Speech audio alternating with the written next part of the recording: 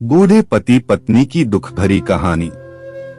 दोस्तों, आज की कहानी काफी ज्यादा इमोशनल है क्योंकि इसमें बूढ़े पति पत्नी के दुख भरे जीवन के बारे में एक नौजवान लड़का अपना नजरिया शेयर कर रहा है। मेरा नाम प्रशांत है। मुझे गांव के घर से काफी दूर की बड़ी सिटी में नई नौकरी मिली थी। इस शहर में भाड़े का घर लेकर रहने लगा। पड़ोसी के तौर पर घर के सामने ही एक घर था जिसमें एक बुजुर्ग जोड़ा रहता था। दोनों बिल्कुल अकेले थे, मतलब ना कोई बेटा, ना बेटी, ना नाती, ना पोते, यानी कि संयुक्त परिवार नहीं था।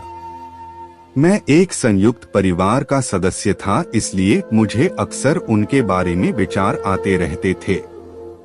मुझे देखकर बुरा लगता है, इतनी उम्र होने के बाद भी उनकी देखभाल करने वाला कोई भी उनके साथ नहीं है।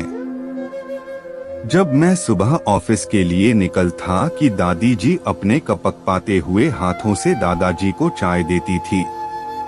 वैसे ही कपकपाते हाथों में कप लिए दादाजी चाय पीते थे। वहां पर रहते हुए कुछ दिन होने के बाद मुझे पता चला कि यह दोनों मिलजुल के धीरे धीरे घर के सारे काम करते थे। कोई भी उनसे जाकर बात नहीं करता। इतने दिनों में मैंने उनकी आवाज तक नहीं सुनी थी। जब मैं शाम को ऑफिस से घर आता था तब दोनों को घर के आंगन में बैठा पाता था और उन दोनों के ही चेहरों पर थकान साफ साफ पड़ पाता था। मेरा मन कई बार करता कि उनसे जाकर बात करूं, लेकिन फिर किसी वजह से मेरे पांव वहीं पर थम जाते। मैं जब जब उन्हें देखता था मुझे मेरे दादा दादी की बहुत याद आती और मैं घर पर फोन लगाकर उनसे बात कर लिया करता। एक संडे जब मुझे ऑफिस में छुट्टी थी तो मैंने देखा दादी जी काम कर रही थी, लेकिन उन्हें रोज की अपेक्षा आज काम करने में कुछ ज्यादा ही तकलीफ हो रही थी। मैंने उनके पास जाकर पूछा कि दादी जी, आपकी तबीयत तो ठीक है ना? क्या मैं आपकी कोई मदद कर सकता हूँ? उन्होंने प्रतिक्रिया नहीं दी। मैंने दोबारा उनसे पूछा, बताइए दादी जी, मैं क्या करूँ आपके लिए? उन्होंने फिर भी कोई उत्तर नहीं दिया। मुझे काफी आश्चर्य हुआ। कुछ मिनटों बाद दादाजी वहां आए और वह भी कुछ नहीं बोले। मैंने ही बात को आगे बढ़ाते हुए कहा, मुझे लगता है कि दादी जी की तबीयत खराब है, इसलिए मैं यहाँ आया हूँ। मैं आपकी मदद करना चाहता हूँ, बताइए मैं कैसे आपकी मदद कर सकता हूँ? दादाजी इशारों से मुझसे बातें करने लगे।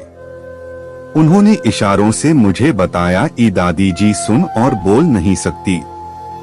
उन्होंने यह भी बताया कि वह खुद भी बोल नहीं सकते, वह सुन सकते हैं, मेरी बात समझ सकते हैं। उन्होंने इशारों से दादी से कुछ कहा और दादी ने मेरी तरफ देखकर मेरे माथे पर हाथ फेरा। मैं उन दोनों की तरफ देखते ही रहा और न जाने कब मेरे आंखों से आंसू बहने लगे। उस दिन के बाद जब जब मुझे समय मिलता मैं उनके पास चला जाता। वह मुझ पर बहुत प्यार बरसाते। अब तो मुझे उनके इशारे की मीठी भाषा भी बहुत अच्छे से समझ में आने लगी थी।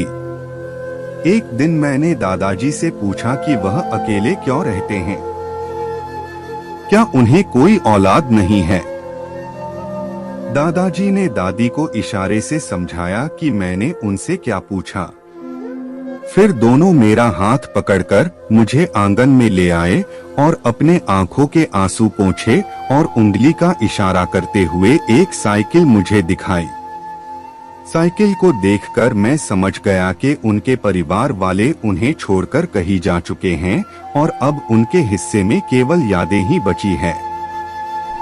उन्हें रोता हुआ देखकर मैं भावुक हो गया और मैंने दोनों को गले से लगा लिया। उन्होंने मेरे ऊपर अपने सीने में सालों से बंद प्यार के बादलों से प्यार की इतनी बारिश कर दी कि मैं पूरी तरह उसमें भीग गया।